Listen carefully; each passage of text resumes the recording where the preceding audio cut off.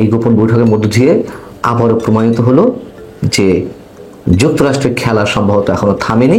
5 August যখন অভ্যুত্থানের বর্ষপূর্তির দিন, যে দিনটি এনসিপি নেতাদের কাছে, সরকারের কাছে খুবই গুরুত্বপূর্ণ, সেই দিন সকালেই এনসিপির শীর্ষ নেতারা খুবই গোপনে বৈঠক করেছেন বাংলাদেশে নিযুক্ত সাবেক মার্কিন রাষ্ট্রদূত পিটার হাসের সঙ্গে। কেন এমন একটি গুরুত্বপূর্ণ দিনে এনসিপির শীর্ষ নেতারা পিটার হাসের সঙ্গে কক্সেস বাজারে একটি হোটেলে গোপন বৈঠকটি করলেন? এর মধ্য দিয়ে অনেক ধরনের প্রশ্ন নিঃসন্দেহে মানুষের মধ্যে উঠতে পারে। সেই বৈঠকে কারা ছিলেন? এনসিপি নেতাদের মধ্যে ছিলেন হাসনাত আব্দুল্লাহ, সার্জিস আলম, নাসিরউদ্দিন পাটোয়ারি এবং তাসনিম জারা। যেটি আমরা জানতে পেরেছি যে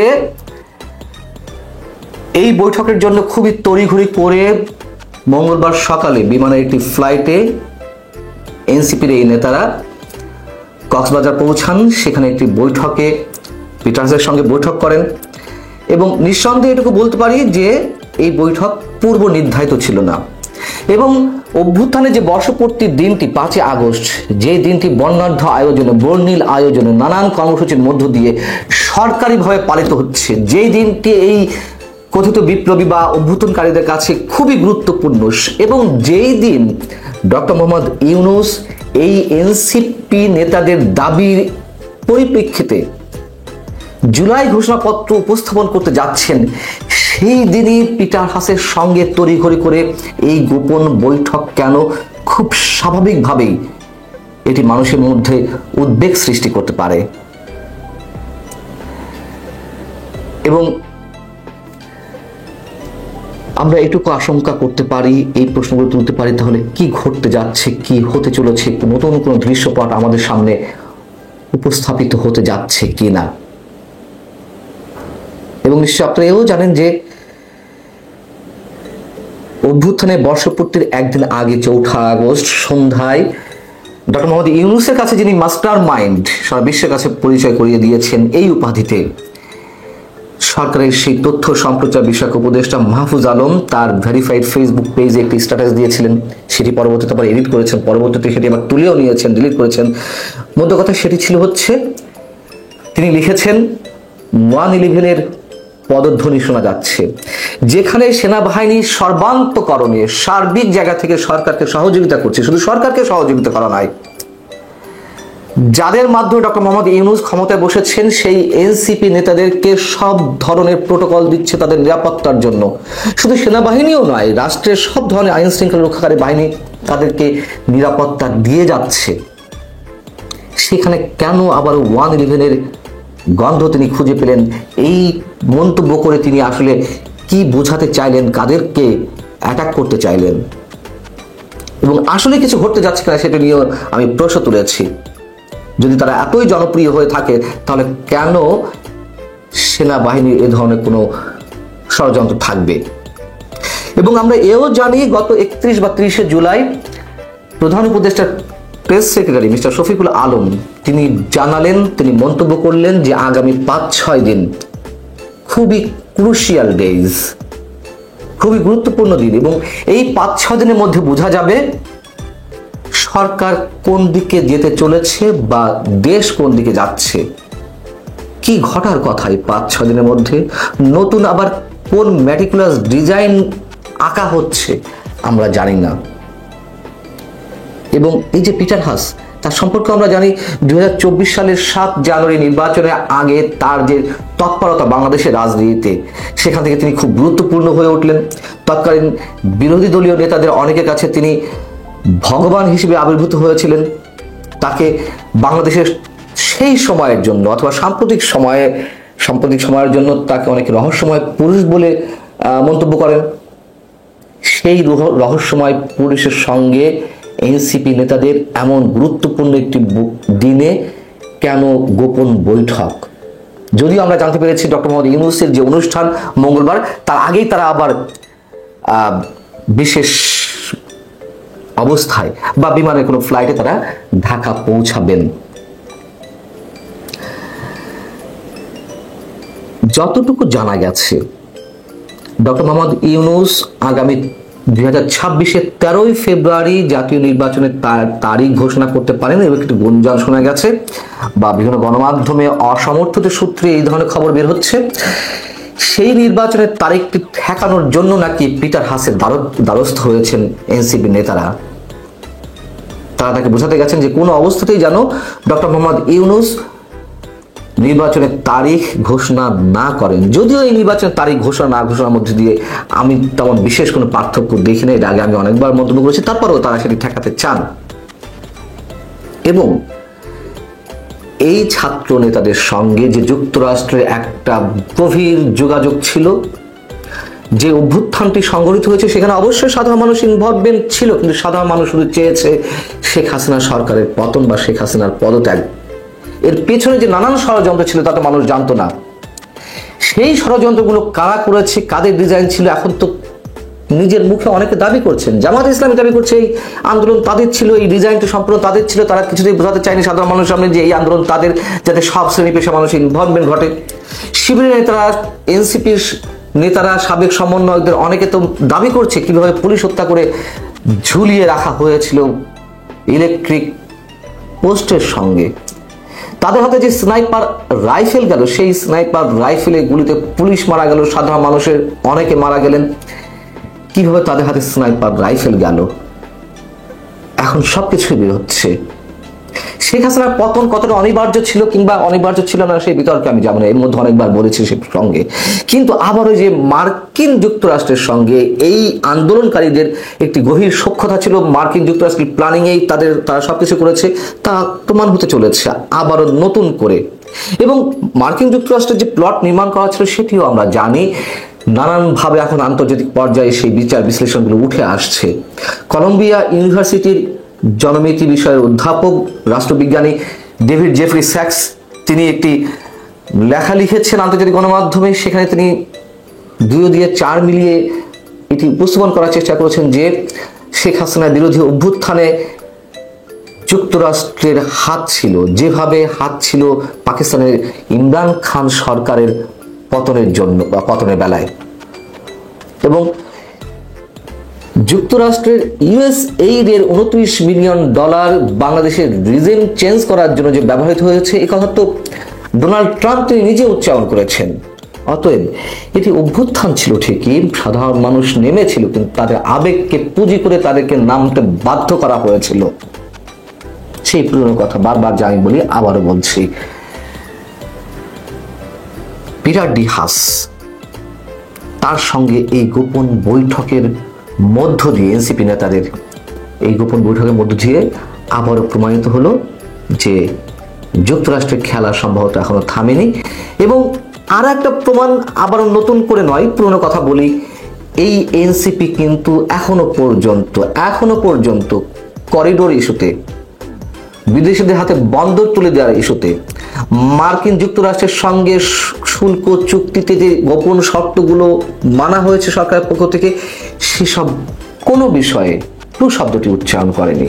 মহা ধুমধামে বর্ণাঢ্য আয়োজনে অভ্যুত্থানের বর্ষপূর্তি পালন করছে অন্তর্বর্তী সরকার।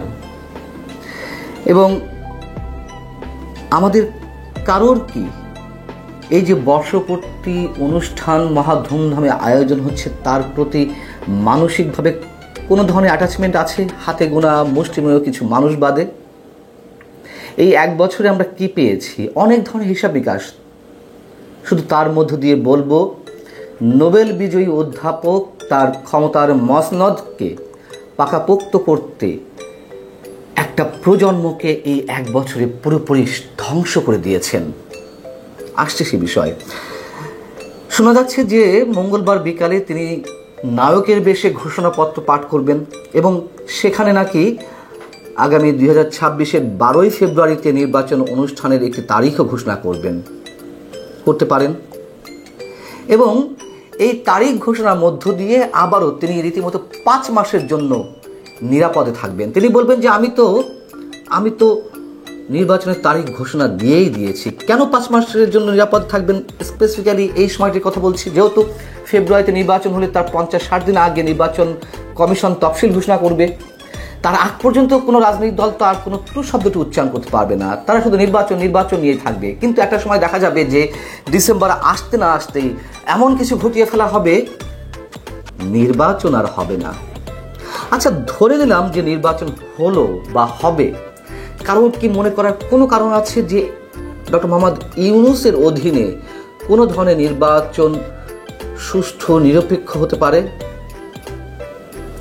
তার নিজের হাতে গড়া যে দল বা কিংস পার্টি, এনসিপির প্রতি তার সহমর্মিতা, ভালোবাসা, তার যে উদারতা, তার সবকিছু তো স্পষ্ট। ইভেন আনুষ্ঠানিকভাবে টিআইবি তার প্রতিবেদনে বলছে যে এনসিপি যে কিংস পার্টি সেটি কে না জানে। অথচ 12ই ফেব্রুয়ারি যদি নির্বাচনে কোনো তারিখ ঘোষণা হয় নোবেল বিজয়ের মুখ থেকে, আমরা দেখব আবার বিএনপি সহ বেশ কিছু রাজনৈতিক দল হাতে তালিয়া বাজাচ্ছে, তারা সুখ নিদ্রায় দিনরাত কাটাবে, ডক্টর মোহাম্মদ ইউনূসের গুণকীর্তনে আবারও মশগুল হয়ে উঠবে, এইভাবে সময় পার করবে। বরং এই তারিখ যদি ঘোষিত হয়, আমার মনে হয় আরও একটা ভয়ঙ্কর গভীর সংকট সৃষ্টির অপেক্ষায় আমাদেরকে বসে থাকতে হবে। তার কারণ ওই যে বলে কেউ যে বিএনপি তো মাঠে থাকবে, কিভাবে নির্বাচন অবাধ নিরপেক্ষ না হয়ে পারে, কিভাবে হবে না হবে, ওই দিন মাঠে আরেকটি ব্লাডশেডের অপেক্ষা আমরা থাকব, আবার নির্বাচন প্রতিহতের ডাকের অপেক্ষা আমরা থাকব, আবার নির্বাচন বয়কটের ডাকের অপেক্ষায় আমরা থাকব, রাষ্ট্রের হাজার হাজার কোটি টাকা নষ্ট হওয়ার মাধ্যমে।